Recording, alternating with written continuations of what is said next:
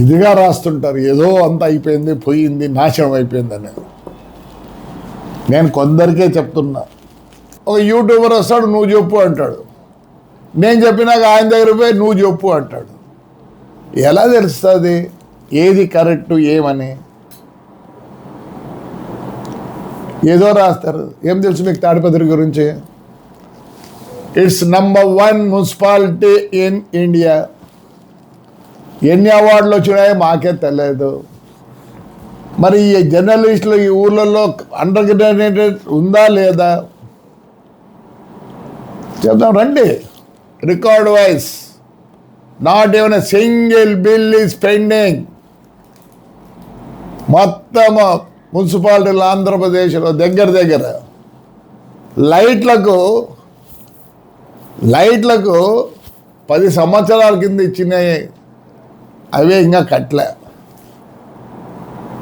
మొన్న ఈ చెత్త క్లీనింగ్ అని డబ్బులు అలాట్ చేశారు.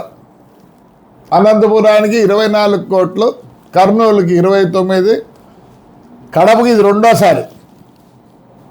రండి పోదాం, అనంతపురంపై చూద్దాం రండి. ఏమైంది 24 కోట్లు? మరి అవన్నీ రాయొచ్చు కదా జర్నలిస్టులు. రండి, తాడిపత్రికి 10 కోట్లు ఇచ్చినారు. ఇక్కడ గార్బేజ్ ఉంటే కదా 10 కోట్లు తీసి బిల్లు చేసుకుంటే దానికి వెనక్కి పోయింది 15th ఫైనాన్స్లో. రండి, మా బిల్డింగ్ చూస్తారండి. తలదన్నంత హైటెక్ సిటీలు ఎట్లుంటాయో అట్లుంది.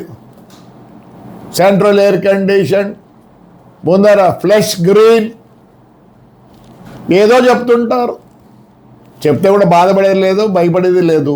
ఈ ఇప్పుడు ఎవరెవరు ఉన్నారో విశ్లేషకులు వాళ్ళకి గుండె మీద చేసుకొని వాళ్ళు మాట్లాడేది నిజమా, వాళ్ళు మాట్లాడేది నిజమని వాళ్ళంతా వాళ్ళు తృప్తి వద్ద కూడా మేము సంతోషిస్తాం. ఎందుకు మరి ఆ పొద్దు వైఎస్ఆర్లో ఎంపీ, వాళ్ళ సొంతం ఎంపీ, సొంత పార్టీ వాడిని ఎలా చేశారు?